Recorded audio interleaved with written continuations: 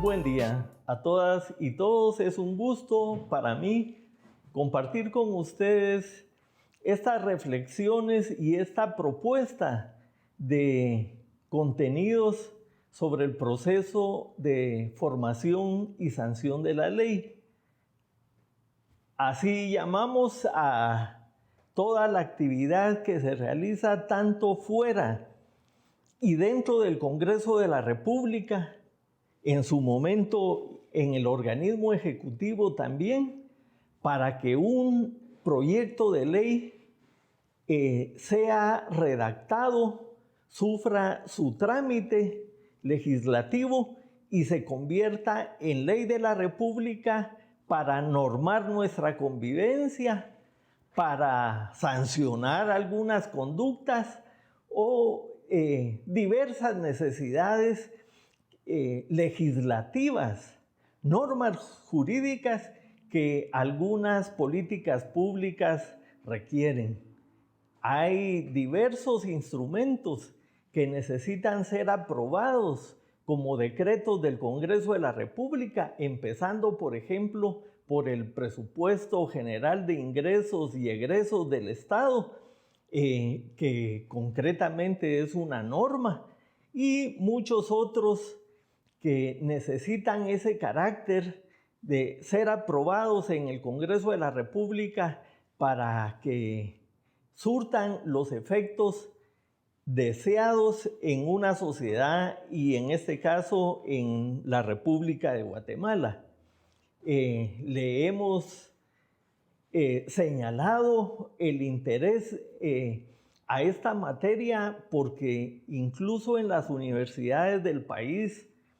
en diferentes espacios académicos, se ha abandonado un poco las reflexiones sobre esta materia y se ha concentrado ese conocimiento y esa experiencia en el propio Congreso de la República, en las bancadas, los señores diputados, sus cuerpos de asesores, en fin, unidades en el Congreso de la República son las que concentran, digamos, esta experiencia y este conocimiento. Y a lo largo ya de algunas décadas, acercándonos y trabajando con el organismo legislativo, con el Congreso de la República, hemos constatado que en diversos momentos, entidades profesionales, gremiales, entidades empresariales, organizaciones de la sociedad civil necesitan acudir al Congreso de la República y proponer o llevar, digamos, una solicitud para que el Congreso de la República atienda sus demandas y en cierto momento se dicten las leyes correspondientes. Por eso es que nosotros hemos venido sistematizando hace algunos años estos conocimientos, la bibliografía que hay especialmente internacional sobre el tema, es común a todos los congresos, asambleas legislativas, como quieran denominarse según el estado en que se encuentren estos cuerpos legislativos. Tienen procedimientos muy parecidos en cualquier país del mundo, tienen unos requisitos, unos principios y un funcionamiento bastante similar, así que hemos aprovechado esa bibliografía, esos conocimientos y sobre todo la experiencia de haber asesorado en algún momento algún organismo del Congreso de la República, haber compartido con sociedad civil demandas, incluso en su momento haber hecho alguna función pública en el organismo legislativo. Yo estoy seguro que es de mayor interés para la sociedad guatemalteca ir apropiándose de este conocimiento y utilizarlo en un momento en que es tan importante acercarse al Congreso como a todos los organismos del Estado y recuperarlo para la democracia y para el progreso de nuestro país. Nosotros sistematizamos este proceso de formación y sanción de la ley en unas etapas lógicas sucesivas que básicamente dan inicio con la propia elaboración de una iniciativa de ley. No es una cosa fuera de lo común que una sociedad dé aportes concretos para el trabajo legislativo. Lo vimos de cerca y hemos aprendido, por ejemplo, cuando se firmaron los acuerdos de paz y llegó el momento de concretar muchos de sus compromisos, algunos pendientes, por cierto, y nos dimos cuenta el gran valor de que intervenga la sociedad en las propuestas de leyes de la República. Eso sucedió en diferentes ámbitos de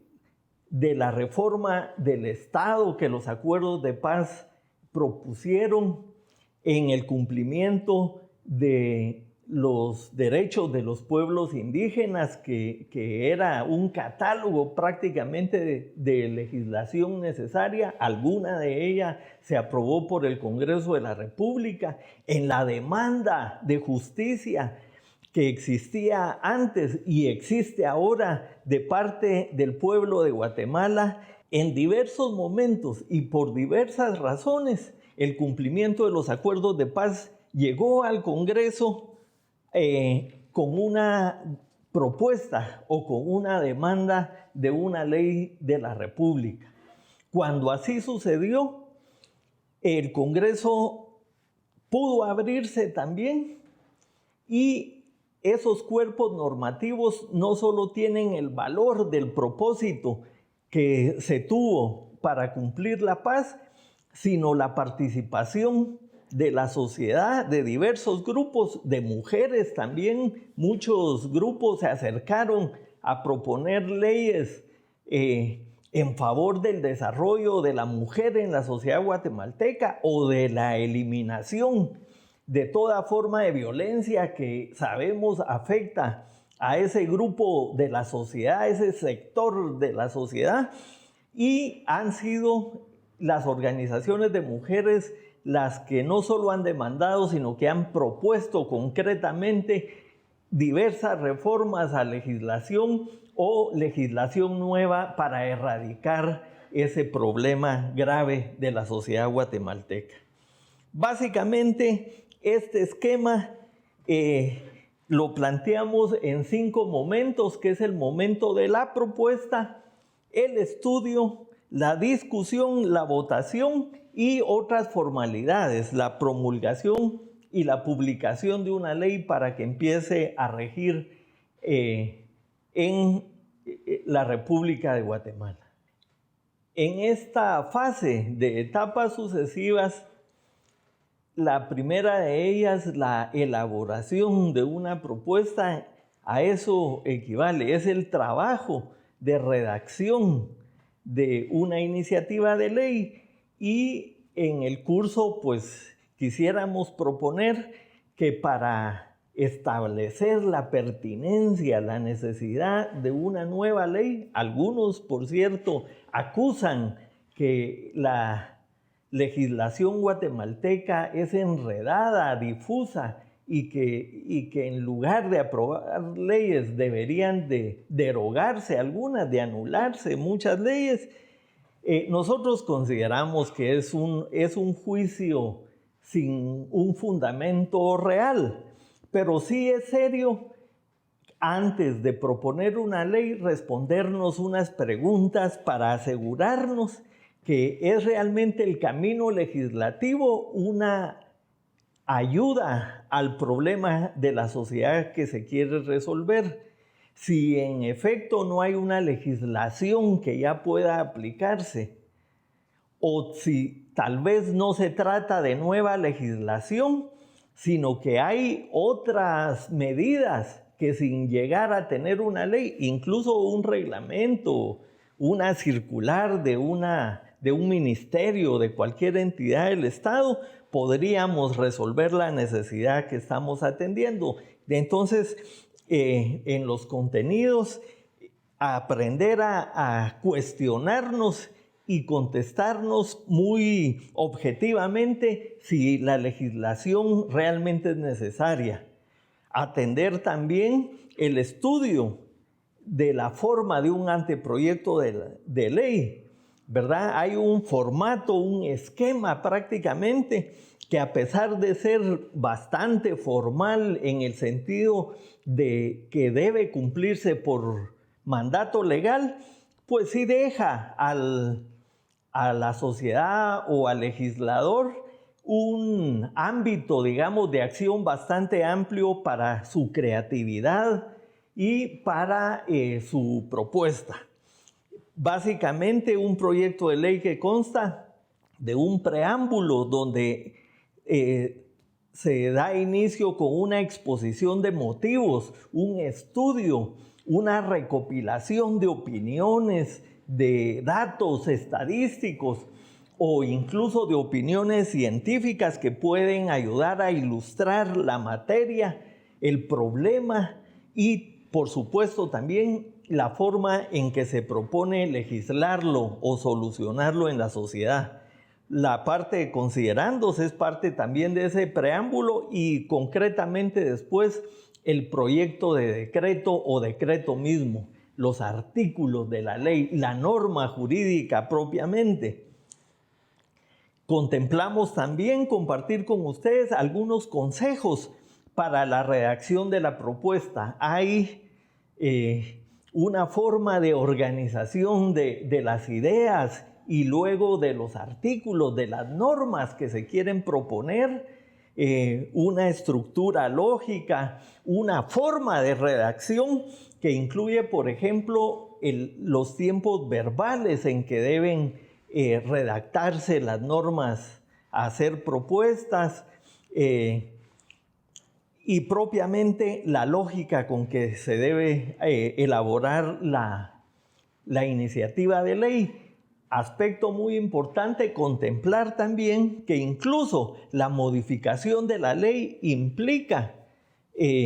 la formulación de una iniciativa. La ley solo se puede modificar mediante otra ley. Algunos consejos prácticos en la redacción del anteproyecto y, finalmente, opciones para la presentación al Congreso de la República, porque la Constitución establece qué autoridades tienen iniciativa de ley, o sea, quienes ante el Congreso de la República tienen el derecho formal de presentar una propuesta. Cuando una organización social, gremial, empresarial, considera que tiene listo un proyecto de ley, se enfrenta a la decisión, importante por cierto, de decidir la forma de ingresarlo al Congreso de la República. Lo natural es hacerlo a través de un diputado al Congreso o de varios diputados, sean de una bancada o de una comisión, y cada decisión tiene una consecuencia en términos del apoyo o no que esta iniciativa va a recoger en su momento. Entonces, también es importante unas reflexiones sobre qué mecanismos son apropiados para ingresar una iniciativa al Congreso.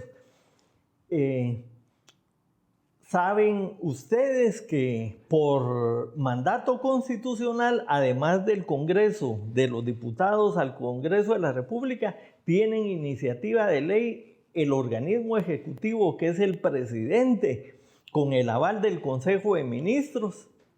la Corte Suprema de Justicia, el Tribunal Supremo Electoral y, como pocas veces sucede en el mundo, la Universidad Estatal, la Universidad de San Carlos, por resolución del Consejo Superior Universitario, tiene iniciativa de ley y, de hecho, la ha ejercido en diversos momentos, diversas iniciativas de ley. Pero seguramente, si se trata de un tema, qué sé yo, de vivienda o de crédito, difícilmente la universidad podría involucrarse, no tendría sentido hacerlo, y mucho menos el Tribunal Supremo Electoral o la Corte Suprema de Justicia. Tiene un gran sentido hacer reflexión sobre este tema. Y el proceso propiamente de formación y sanción de la ley dará inicio en el momento en que nuestra iniciativa, que ya tiene un número y que coloca la dirección legislativa, y muchas veces ese número sustituye ya el título, el contenido de la ley, ya la gente habla de la iniciativa 57, 80, etcétera, ya se refieren únicamente al número. Tan importante es esa numeración. A partir de ese momento, la presentación al Pleno, la lectura al Pleno, que implica el conocimiento del contenido a través de la lectura material de la exposición de motivos, el envío a una comisión para su estudio y dictamen. En ese momento disminuye el carácter político de nuestra iniciativa y adquiere relevancia el carácter técnico de su contenido, porque esa es la función que tiene una comisión legislativa.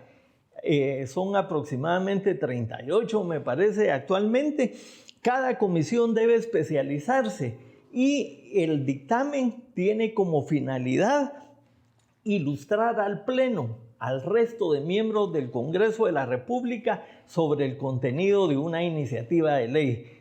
de tal manera que es prácticamente el encargo de que una comisión especializada pueda dictaminar sobre una materia. Una comisión puede dictaminar en sentido favorable con modificaciones, siempre las menos posibles serán las mejores, o un dictamen desfavorable que prácticamente engavetarían nuestra propuesta. Ese trabajo hay que hacerlo con la comisión, muy cercanos a la comisión de trabajo. Y por último, llegar a los 3 debates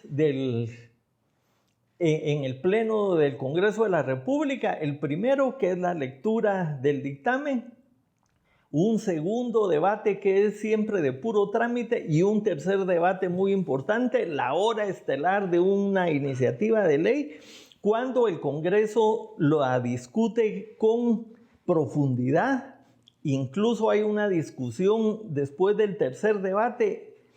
y ya votada y aprobada una ley, que es la discusión artículo por artículos, donde sucede algo que cualquiera ha escuchado, las famosas enmiendas de curul, la posibilidad de que cualquiera de los 160 diputados en ese momento presente una modificación a los textos de ese proyecto de decreto y pueda o mejorar o en algunos casos prácticamente neutralizar el efecto que la ley pudo haber tenido. Así que son momentos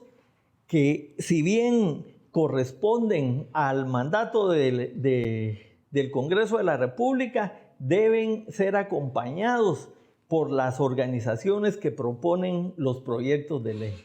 Finalmente, como comprendemos muy bien el organismo legislativo con el que debemos trabajar temas legislativos, les proponemos un capítulo completo para reflexionar sobre las dificultades en el trabajo legislativo, las dificultades en el Congreso de la República, incluso reflexiones sobre este momento de polarización y de enormes dificultades políticas que atraviesa el país, para que estemos conscientes, ¿verdad?, de el grado de complejidad que tiene el trabajo legislativo. Muchas gracias.